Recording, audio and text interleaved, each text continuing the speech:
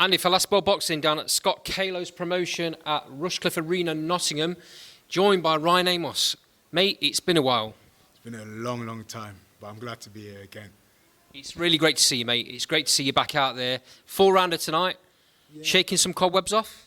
You know what it was? It's just the part of the game where you can't really control sometimes. I'm just happy to be out there, so it's just one of those things. It's just one of those things. I was looking for 6 or 8, well, minimum 6 as always, but at 8. But what goes on behind the scenes sometimes, you just got to just go with the flow. I've just been talking about this on another interview. There's a lot of politics goes off in boxing, a lot of stuff where you have no control. Yeah. You know, obviously Scott's a great promoter. He's watched your back, he's had your back all this time, and he always does what he can. But sometimes it's even out of his control. Yeah, seriously. Sometimes it's even out of his control as well. Like, there's so many things that go on behind the scenes that can be stressful. It can be hard work, and you just have to just get along with it.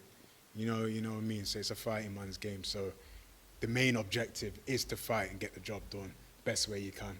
And if not, move on and get another job on the road and get it done. So that's the main objective. But you're not going to do that because you live the life. Yeah. You love boxing. Oh, I love boxing. Like I said, I'm back in the gym tomorrow. I don't take no breaks off. I mean, even when I did my 10 rounders and stuff, I'm back in the gym the next day. You'll probably see me around Clifton going for a nice run and just dusting off the cobwebs, even though there's none, but just dusting it off and then getting ready for Monday. Same routine. So, like I say, it's been a while. You've been a bit of a road warrior. You took a really big fight up in Manchester way, Bolton? Bolton against Jack Flatley. And I hope you don't mind me saying this, and I mean it with the most respect, not a lot of people gave you a chance of winning that fight. Oh, no. Like I said, I don't understand the politics of boxing until I actually seen what was going on behind the scenes as of Betfred and everything else. I couldn't believe it because, like I say, I just get into fight. I don't look into anything else what's going on. I just get into fight. So when, you know what I mean, when I got there, I'm fresh. You know what I mean. I've seen these guys box on TV before, on shows and stuff. So I've got in there. I'm just happy to get to the stage. Like, yeah, I'm here now. Before I did get the decision, but like I said, we know what goes on behind the scenes, so yeah. On a lot of these shows, mate, and I don't mean any disrespect to Jack, on a lot of these shows where you're going up there as an away fighter, you have to stop the guy to get a result. Anybody that's seen that fight, everybody I've spoke to that's seen that fight, whether they're friends of yours or not friends of yours, they all think you won. Yeah. And like I say, me and Jack have spoke after the fight as well. He's such a nice lad as well, you know what I mean? He's got his gym. He's got a gym now with his brother. But besides that, we know what goes off in boxing. He's probably been on the other side of it as well. So we all know what you know what I mean? It's just one of those things. The entertainment business. And then you go on the road down to London and don't get the result you want down there. Yeah. I know it's not easy talking about losses, but what do you think happened in that fight? Me personally, I didn't get into gear straight away. Right. I tried to box with a boxer, not just boxing with a boxer, boxing with a boxer that's tall.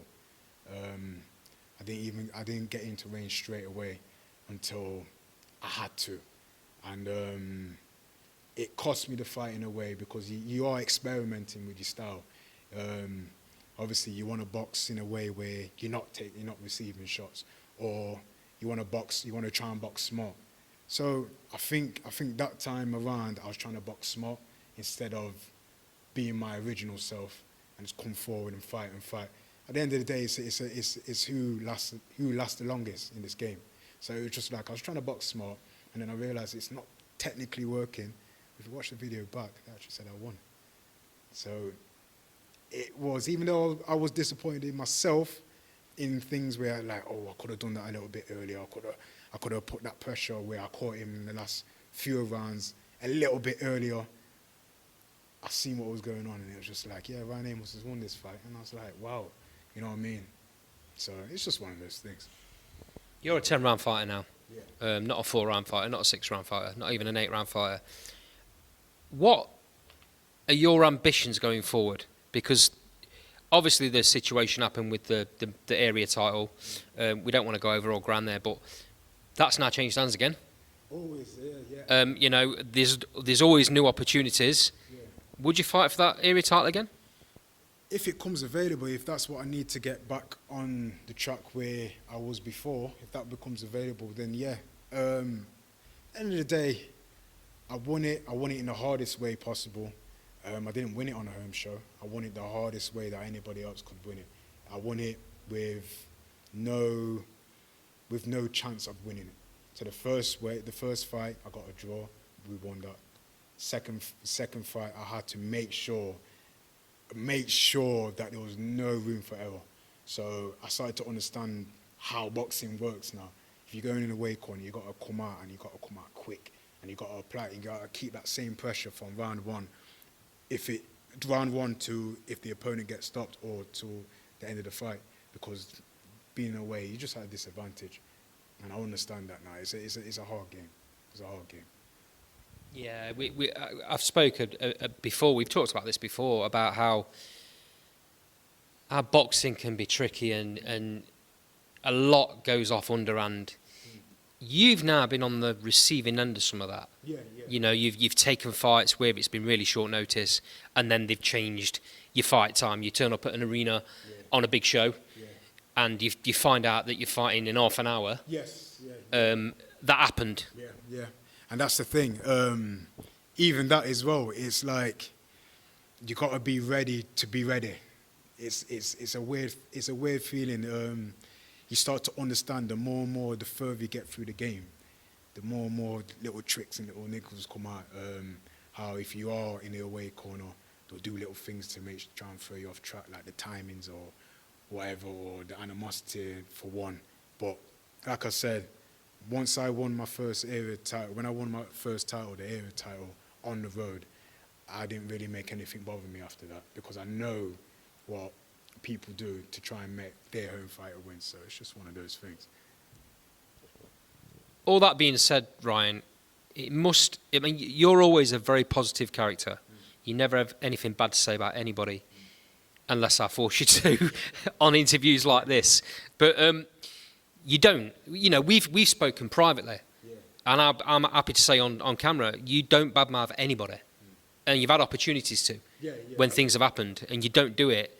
Is it hard not to get disillusioned when you're going into fights away from home, knowing that you've got to knock the guy out, otherwise you're not going to get anything, and if it's a close fight, you're definitely not going to get it, and then all the tactics and stuff go off? Does it change your perspective on boxing? Yeah, because no one likes to go with the rough with the smooth, so to say, but you just got to roll the dice. That's where my mind state is at. Just roll the dice in life and just give it a go. You might not get the winning numbers all the time, but just give it a go, because there's one you're gonna win one that's gonna be meaningful. So I'll just say roll the dice. I train for it anyway. I'm a dedicated every day, every morning. I train off 3-4 times a day sometimes. You know what I mean? So just roll the dice. Can't put any of this to waste. Just give it a go. We've seen some real talent on this show tonight. Some debuts, some fighters that are 3 and 4 and 0, performing really well, all under the umbrella of Scott Kalo. You're now the experience in the gym. You're the experience in the promotion. What inspiration or knowledge can you give to these guys? I know that you spar a lot of them. I know that you spend some time in the gym with them, and I'm sure you talk. What are you being able to tell this with these fighters with the experience that you've had? I would say never give up. Never give up on your dream, because your opportunities don't come every day. Even if it's not in your favour, and even if the bookies say it's not in your favour, give it a go. But train, and believe and understand yourself and understand what you're in it for. Because when them opportunities do come, it can change things for you. You know what I mean? It's like when I won the area title, it just popped up. It was just an opportunity. Funny enough, we just went for sparring, and the next minute they offered us the fight. So I was like, all right, cool. Obviously, that was just before pandemic. I think it was just before pandemic, yeah. And then I came out. Obviously, a lot of these fighters, when I first started, they had a lot more experience than me. Then I built up on that experience. I didn't let, obviously, ticket selling get me down. I didn't create no boundaries for myself, because there's a lot of boundaries in boxing where you can just say, you know what, it's better off just to go to work and just give up on a dream. But I just said to myself, you know what, let me get through everything, all the hard times, it's going to be worth it. You know what I mean? It's going to be worth it. I'll just say, if you got an ambition and you want to give it a go, give it a go. But if you give it a go, take it serious like it's your last opportunity, because things to be able to box is, you've been gifted anyway. You know what I mean? To pass the medical, there's so many people that don't pass medicals. There's so many people that would wish to box, but they're injured in a certain way that they can't box. There's so many people that wish to be. What I realized is, when I was coming up, even when I was on the unlicensed circuit, I'm seeing guys that are turned professional and they win titles, and next minute they pick up all the bad habits and start drinking again, and next minute they just disappear. I said to myself, I can't do that, because I haven't got nothing else to fall back on, really, you know what I mean? You only get this opportunity once. You only have your youth once, and then after that, it's what you've laid down, the foundation, what you lay down on yourself on the table, that's what's going to affect you in the later years, you know what I mean? So think about what you do today, it's going to affect you tomorrow. So just give it a go. Give it a go. I also know that it's not just that for you, it's also the inspiration that you have for your lad. Yeah. You're showing him the way. Yeah. And can I just say, what are you feeding him? What nutrition are you putting him on? What is it, son? It's a plenty good food, isn't it? Oxtail. Oxtail is the secret. Chicken, Yeah. everything. Yeah, man, he loves Yeah, it. He everything. loves it. And Saturday soup. He loves Saturday soup. Yeah, I love it. Yeah. The last time we spoke is probably, I don't know, maybe a year, Yeah. something like that. Yeah. He wasn't even up to your shoulders, I don't think, in that interview. Yeah. And now he's about the same height. Same height. Hands, I think they'd be even bigger than mine now. His shoes size bigger than mine. Yeah, he's going to be my bodyguard soon. Telling you. I'm going to ask you a question now.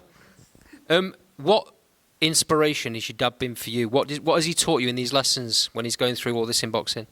Well, he's taught me how to follow my dreams, and he's taught me how to manage stuff, and he's taught me how to learn for discipline and stuff, and he's basically taught me everything, like managing money, everything, like sponsors, how he manages sponsors, and he's just taught me everything that he does, and he helps me go through it, and he helps me learn about it for when I get older. That's got to be heartwarming, right? That's heartwarming. I didn't expect that. Thank you, sir.